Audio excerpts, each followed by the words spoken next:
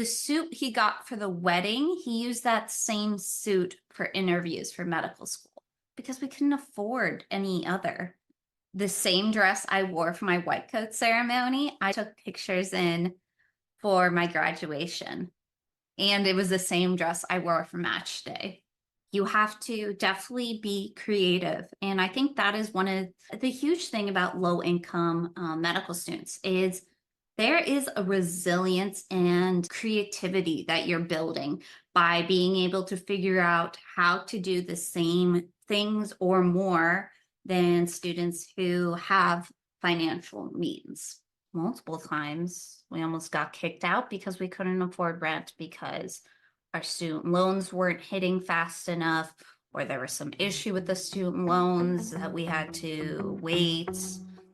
I am so excited to do this episode, financial implications of being a pre-medical and medical student coming from a lower social economic status, because it's been requested and not a lot of people talk about, and it is super important. What am I talking about?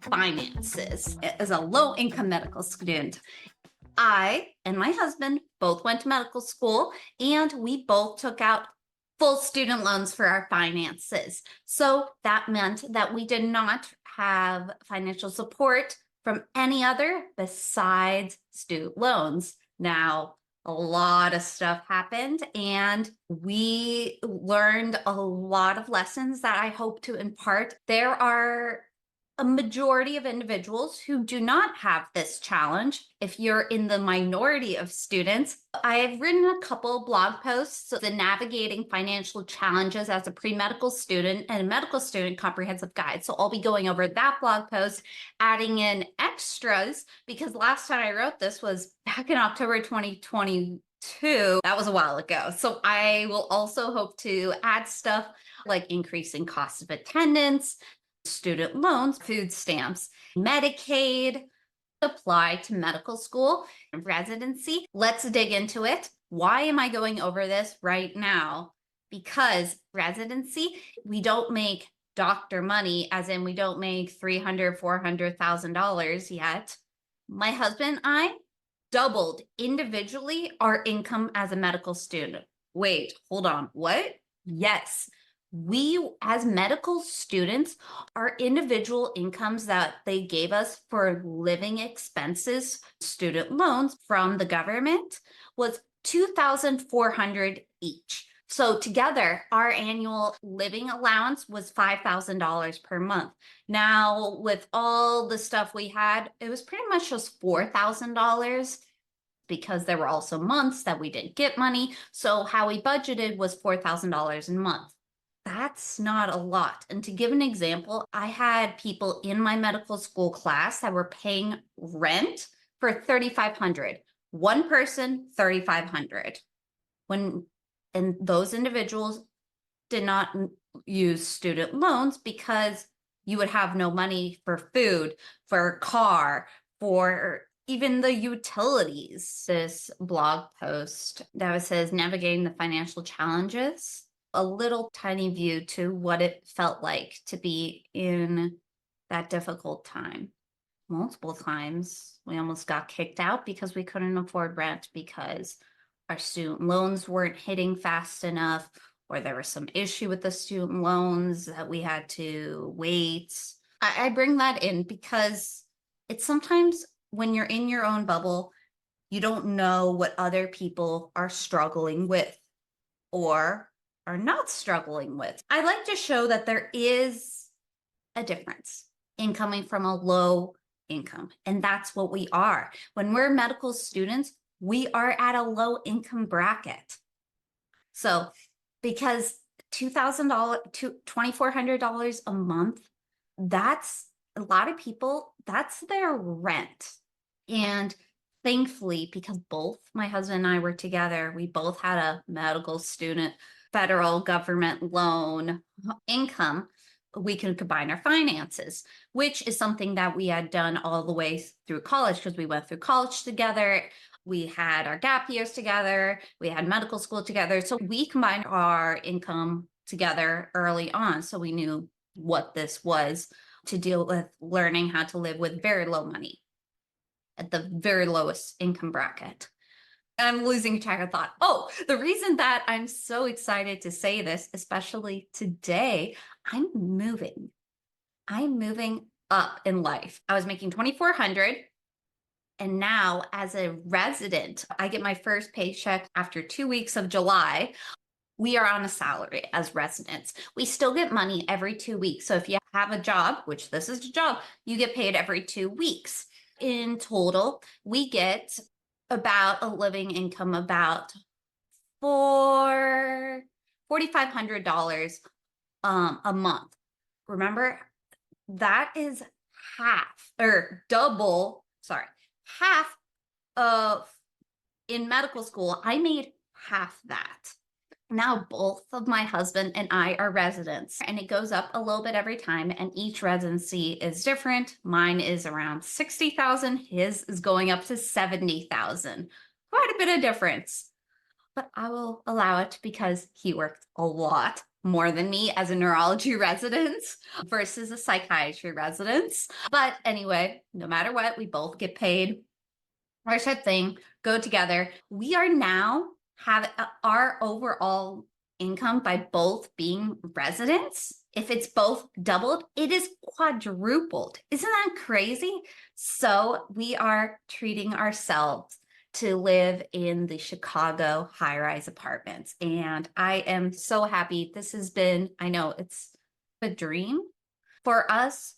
We went from first year of medical school outside on the first floor where there were shootings, where we were scared that bullets would actually go through and actually there were 3 murders in the 9 months that we lived there during first year of medical school. So we moved out of that, and then second year and my gap year, COVID, we lived in a house where there were actual rats and mice in the house, which the landlord didn't want to get rid of, said it was normal. It is not normal, we learned. There are students that we've talked to in our class that are like, I've never seen a rat before. We see one every single time we take our dogs out to the bathroom in our backyard because the trash is everywhere. It's sad that individuals that live in a lower income bracket, maybe they have landlords that don't change the trash cans. So holes get on the bottom of the trash cans, which rats get in. They don't poison the rats, or they don't keep a clean environment, or have the buildings fall apart. During that second house that we stayed in, there were holes in the basement. And so rats and mice would get in when it got cold. So again, nothing that we did. It was the building and the landlord that didn't keep the house up to code. And so that was really horrible experience, but we couldn't afford to move anywhere else. At that time, I think our rent was like 2,000, maybe 200. And then we moved to this place, which has a beautiful brick, but like I said, there's still rats in the back.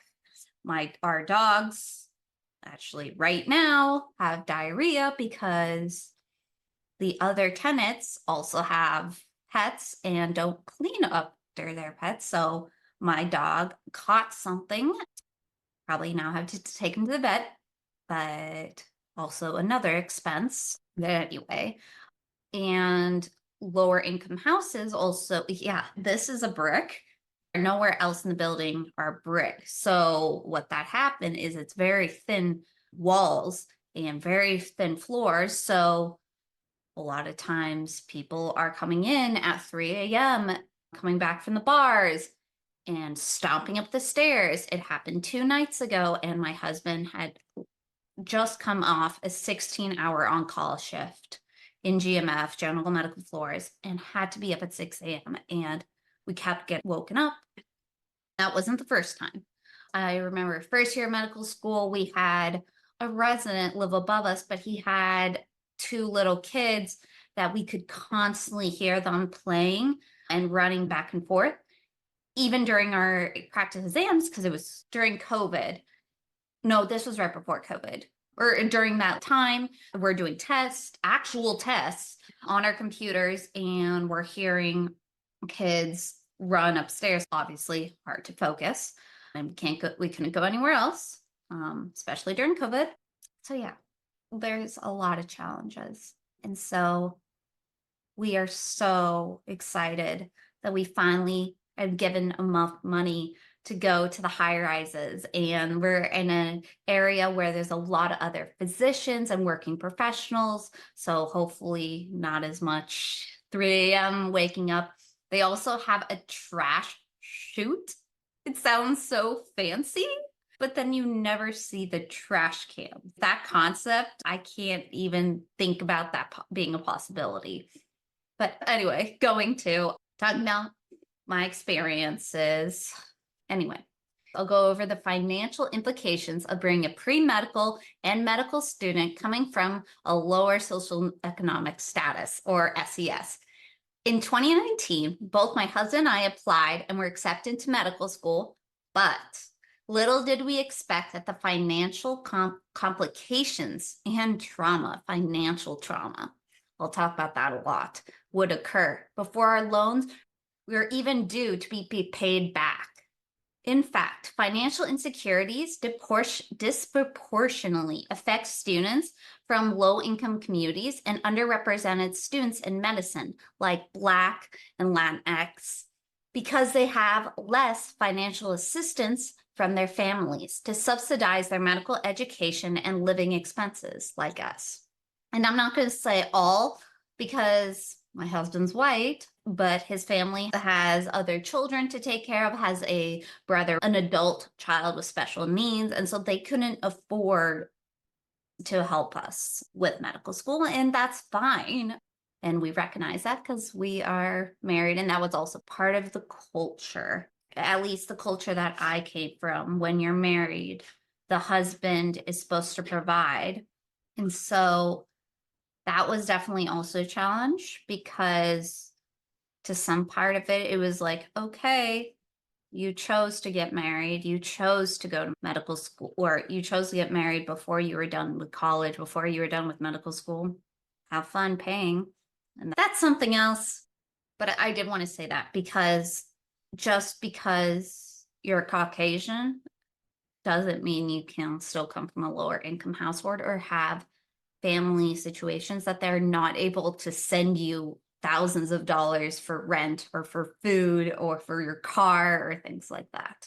So I'm going to talk about the cost of just applying to medical school as a married couple, and the extra costs no one really talks about during medical school.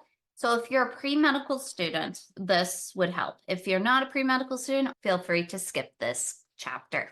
So just to apply to medical school, it will expect to pay about $5,000 to $10,000 or more per person. And this is how. MCAT exam, now this was back a couple years ago, but this is about how much it was for us. Just to take the practice exam, it's $325 for every time you take it. So if you're like most individuals that don't pass it or don't do as well in the first time, you have to take it multiple times. Just to be clear, we each took the MCAT twice. We did a virtual self-paced MCAT class that we shared, but also had a book. MCAT practice tests, resources, maybe a class or a tutor, that can at least cost $200. I know we couldn't afford to do like a one-on-one tutor or a class, but we like bought together that we shared an online prep that from Kaplan that gave us tons of books. And so we shared those books. And I guess that was one way that was really nice going to college and pre-med, is the fact that we only had to have one first aid book, one Kaplan book, one chemistry book, one organic chemistry book, because we just shared it, and that decreased our costs. Back in 2023, the application fee was $170 for the first school and $43 for each additional school. Oh my goodness. And I just finished applying to residency, and it was a similar thing that like every 10 schools, they would up the price, which they say it's to limit people from applying. but really it's limiting people of low income, because people with income are still going to apply to as many programs as they want.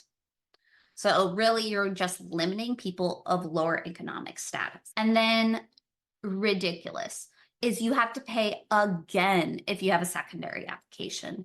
And then for residency, there is secondary applications, thankfully not for psychiatry. And then for pre-med, you had to pay $75 to $150 per school. So again, giving the money without even a guarantee that you would get an interview. You would have to pay your college to send the transcripts. You would have to pay for a service to hold the letter of recommendations and send them. Thankfully, my school didn't make me do that for medical school, but they did for college. Application review editing service. This is a hard one. And my husband and I couldn't afford this, but we did it anyway.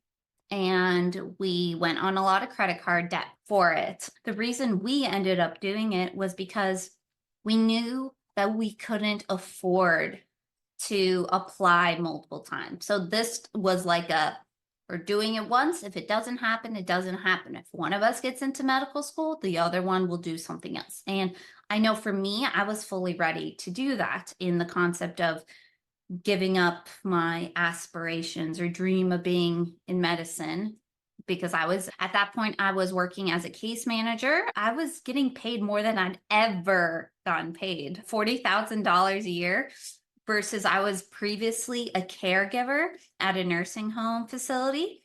And I was getting paid like $12 an hour, where this would be like $20 an hour. So already a huge jump. Yeah, but you can individually choose. I do editing for pre-med and medical students, and I was doing it for free. I'm charging a little bit, and it's really hard for me to charge people because I was there too. But then I also recognize like the fact that I have limited time now, and especially residency. But I was like, okay, $1 per minute, but we'll see. We'll see. But if that's something you are interested in, you can see my link to sign up on my website, medpsychmoss.com, or I'll also link below. There's this next 2 months that we're not paid, so we're only relying on his income. And with moving, like we're having a lot of expenses, and we would like to buy some new things. Towels. Isn't that funny? Because we haven't bought towels since maybe college. No, maybe first year medical school. Bed sheets. We want to buy silverware. So obviously it'll change. But anyway, oh, and then clothing. Oh my goodness, clothing. I remember when my husband bought his suit. I think the suit he got for the wedding, he used that same suit for interviews for medical school because we couldn't afford any other. And then I've gotten all my suits like Goodwill and different used clothing. That's how I get my little fix of that. Always makes me happy by going. I still love shopping, but my shopping is like going to Goodwill and oh my goodness, what I can't. But obviously I can't afford it often. It's only like a couple of times a year. So you can actually even see, I was just looking back at pictures, and the same dress I wore for my white coat ceremony, I just took pictures in for my graduation. And it was the same dress I wore for match day. Right now, I feel like I'm just sharing different real life examples. It is embarrassing, but at the same time, it's my reality. And I know that other people are like that too. I know that other students struggle with finances, no matter where they are. And what's the purpose of why I do this? I remind myself, especially in these moments where I feel more vulnerable or embarrassed or also sad, that it is my reality. And I know it's not going to be forever. And I think that was part of it, of thinking of one day it'll get better. And I know that's also a challenge thing. And then we did pay for an application review and editing, which I think was really successful in being able to make sure that we could articulate our story, articulate our passion to medicine, and allowed us to get into multiple medical schools together and multiple places throughout the country. And then some additional economic things was like, back in that time, we still had to fly out. Oh, and I guess that's why also it was $20,000, because we had to pay for flying. And we applied to all over the country because we really wanted to make sure we got in together. It's so funny thinking back, and flights, transportation, Ubers, hotel stay. Sometimes, thankfully, I could stay with students for free. And once we were in medical school, we tried to do this too prior to the pandemic. There's actually a student that's graduating with me that stayed with us at our apartment when he was interviewing for medical school. And he ended up going to medical school together and now is graduating with me. So that's pretty cool. It was worth it, but here are some things that we wish we also knew. There's a fee assistance program for the application service that we are not aware of, but we probably could qualify for, and is linked on that blog post. Sometimes you can ask schools to waive your secondary application cost. Combined, our total application was around $20,000. That's how much we went into medical school in debt for. And that was one of the biggest challenges and problems, because we were like, oh, credit card, we can pay this off. Like, we'll get paid in medical school. And so part of it will just go to pay for the credit card debt to pay off getting into medical school, because it's worth it. But that didn't equate. We never knew that things would happen, that the pandemic would hit, that I would have to take a leave of absence where they took away my income, where I had to work 3 jobs while studying for step 1. Different things like that. If you're currently in college, save for the application because it's expensive. Credit cards are really horrible because they have a huge interest rate, and that builds up quickly. We'll talk about interest and how much a pain that is. Yeah, stay tuned. There's a secret to that. I also put in a website of how to reduce the medical applications costs by Blueprint, which was helpful. Okay, that was pre-medicine with a little bit of medical school in there. Now, if you're a medical student, let's talk about medical school, and specifically the financial disaster we had during when I had to take an unexpected leave of absence. And if you haven't seen those episodes, you can see those episodes. As I once again receive an email regarding not paying rent yet this month and have another late fee added, I'm reminded of the financial inequities that plague the medical educational system. Medical school is not created for individuals of lower and middle social economic status, even though we are provided the ability to take out federal loans for school and living expenses that are not easily accessible, nor really enough to really live or do well in our education. In fact, we are given living expenses allocation, which are about 250% of the federal poverty level.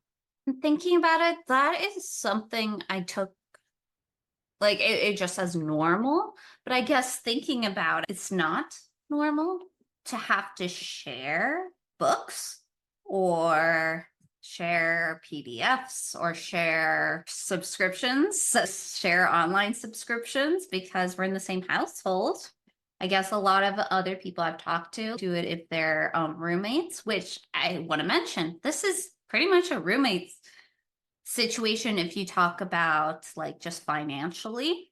So it is a way that a lot of medical students have to save money. I'm not even going to say save money because we're not saving money. It's we don't have a choice. Now, granted, I would want to live with my husband, but a lot of people do not have the choice of whether or not they can have a roommate. There's actually a student in my medical school class that she was also married, but her husband was not in medicine. And he worked a job, but even with his job, plus she had student loans, they still had to get a roommate. And we considered that, but it was just something that we didn't want to do. We don't like to talk about medicine, the always looking forward, that it will get better, it will get better. So yeah, there is part of me there were parts that how I got through it is, okay, I'm enjoying the time right now with the little that we have. Anniversary, we have a fondue pot that we've used all through college and all through medical school. So our favorite thing was making homemade fondue, and our splurging was using our food stamps. And knowing that we get an extra $100 of food stamps, let's splurge this month and just buy tons of cheeses and do a charcuterie board or make a fondue with fancy fruits. Okay, sorry, I had to pause because I am doing Facebook Marketplace as I'm selling things, which I guess honestly is a thing on finances in itself, is the ability to go through your things every single time you move or when you have time and be like, am I using this? Is this bringing me joy? Or is this useful? Or did I even use this the past year? Or is it time to get another one? Or is this time to donate? Or is this time to trash? So many things, but anything that has a little bit of value, thankfully, I've been successful at selling and using the money that we get to then buy more, but buy things of higher quality that last longer, which has been helpful in thinking about finances. We're very careful with what we buy. And it's interesting because you would think when you see something, our trash can, because I'm selling the trash can, it's a simple human that cost maybe 100. Oh no, I'm selling it for 50. So I think it was like $150 when we first bought it. Granted, we bought it from Bed Bath & Beyond. We got it 20% off. We've also had that trash can, I think, before medical school. So that trash can, yes, a trash can, we've kept it for over 6 years. And the only reason we're getting rid of it is because our new apartment, even though it's nicer and in the high rises, is smaller. And so we're going to go into the trash cans that you can pull out from like down below. There's a couple things. It's like, one, it still has value, so I can sell it to be able to afford smaller ones, and also the hardware that it's going to take to pull out, which I guess is another thing that Jonah has always, since he's a little kid, he almost became an engineer. His father's an engineer. So he builds out everything. If he can't afford something, he goes to Home Depot and installs it and creates it. But anyway, buy things of quality, not the name brand just because it's a name brand. Buy name brands that you know that can last forever, or even when you need to get rid of them, can still have value when you sell them, has really been the biggest thing for us that's helped the most. Honestly, I'm thinking about it, even this bookshelf. We got this bookshelf right before medical school.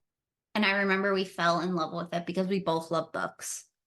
And it's walnut, and it was expensive from Crate and Barrel, but we fell in love with it. And we've looked at other bookshelves. We had looked at other bookshelves throughout the years that were cheaper from IKEA. They kept breaking or didn't look good. But this is now kept through multiple moves because we moved every single year. We've literally moved every single year since we've been together, honestly. Every single year, because we met our senior in high school. So then we moved to college, and our dorm rooms were different from first year to second year to third year when we were RAs till fourth year where we were in an apartment. Gap years, we were in different homes. Every single year of medical school, we've moved every single year. And now here, this is the longest place we've been in. We've been here 2 years, and that's pretty impressive. Anyway, we're talking about the bookshelf. But yeah, we've loved it and we've kept it and it's remained. And so yeah, that has been a big one. But also recognizing when you can get something of higher quality used. For example, our new couch that we got for our new place. Couches can be multiple thousands of dollars. I think that couch probably new is like $5,000, but we know the brand and we know it's lasted. So we bought it used from an individual for $500. We just bought it though for our new place. But like my Chase, we got that again from first year medical school. But anyway, that's been our theme all the time is determine when something can be bought, used. A lot of Jonah's high quality coats he's gotten off eBay. He's gonna hate this. His watch, his medical school watch, residency watch, I should say, because we had to sell it when I took my leave of absence. So we rebought it when he got into residency, but we bought it used again. So it is interesting because all these things, I'm like saying them and I'm like laughing to myself because they're so normal for me in our experience. But then saying them out loud makes me realize and recognize, no, other people don't have to do this, or other people don't go through it, or maybe some people do.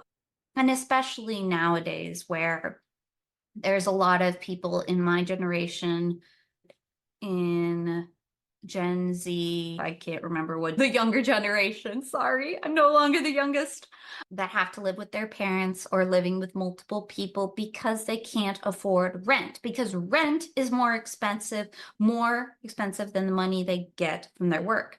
It's just like medical school loans. Okay, we're talking about medical school finances. So we talked about miscellaneous and things, groceries and food. I understand now. Okay, it's because I broke it down as if it was one person, but when I do my budget, it's two people because we're combined. I wrote my blog post as if it was one person. And so I was like, oh, that's not.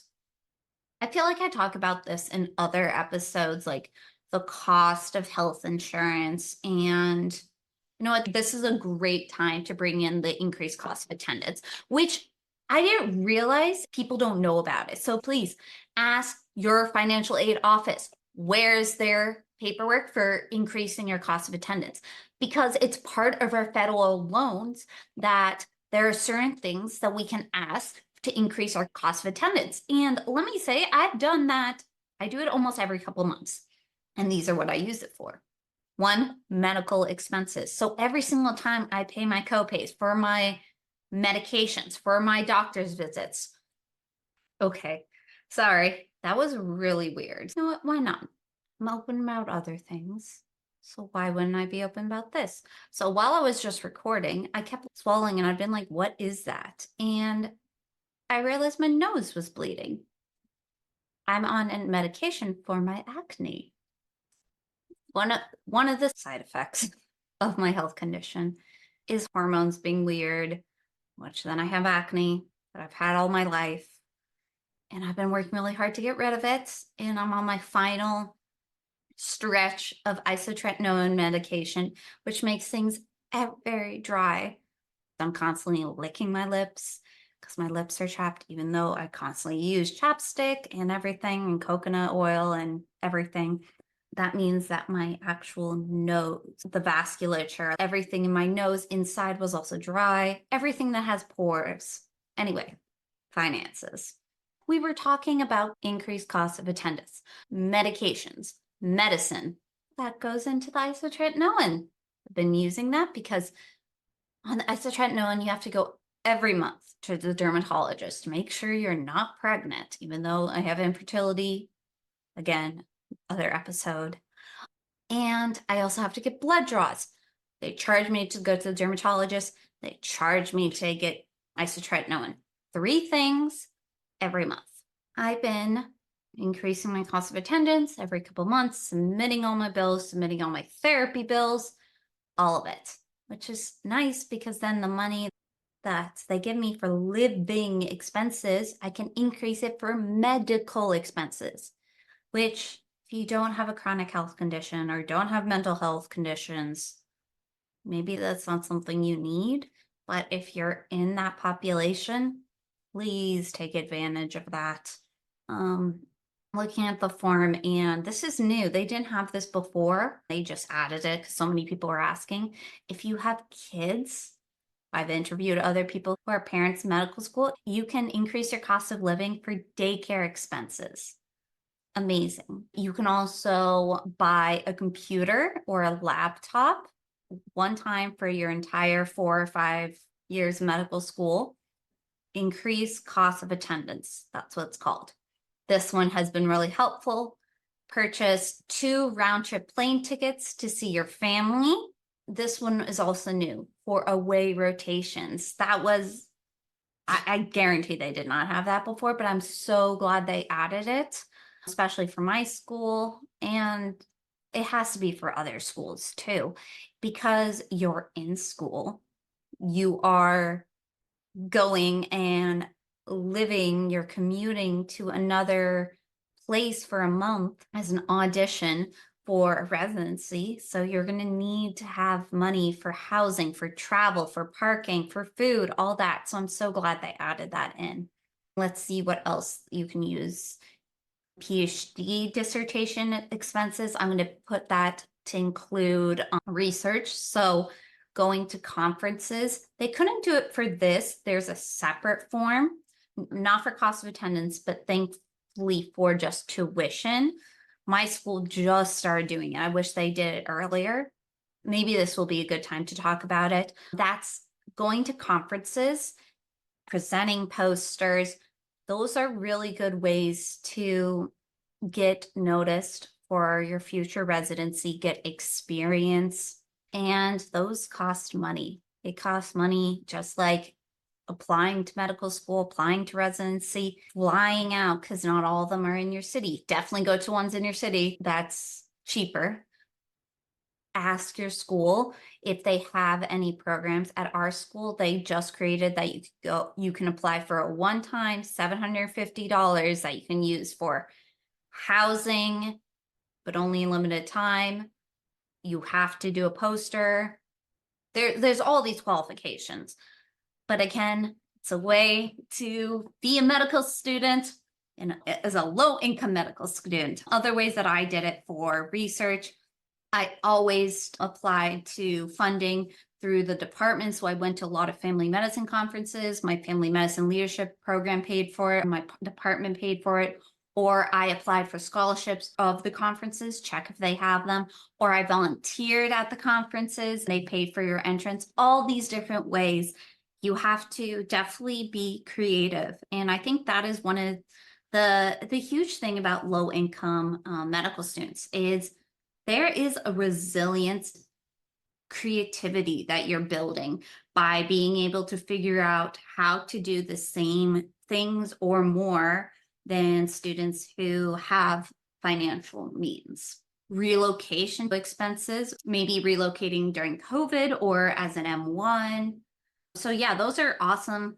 I hope you take advantage of them. I definitely did. I made this to just give you some simple things of navigating finances. I'm still waiting for my husband to get off his resident. He's still in the hospital. He was supposed to get off an hour, 40 minutes ago. That's residency for you. So I might as well keep going. I'm going to give some other financial resources that we've used that have been really helpful. So in addition to the cost of attendance, living, food stamps, which we're currently not on them anymore because once my husband got into his residency, we bumped out of that bracket. It was super helpful when I was on my leave of absence and during my 3rd year, and he was during his 4th year of medical school. So check to see if you qualify. You have to have a 0 financial support and no external income. If under the 250 percentile of the federal poverty level. Food banks and food support. I remember I mentioned this one before during my leave of absence, the Lasagna Love team. I want to just shout out to them because they helped me during my leave of absence. There was a period where we didn't know what we were going to do. This is before food stamps. It was horrible. And that lasagna, literally, we got it maybe 2 or 3 times, and it really helped. Medicaid application, that can decrease cost of medications, ER visits, utility support. So each city usually can decrease the cost that you're paying for like electricity or water. If you have a baby or about to have a baby, WIC application, they give you food, formula, diapers. There's a lot of stuff. I hope some of those help. And my husband's calling, so he is done. See you all next time.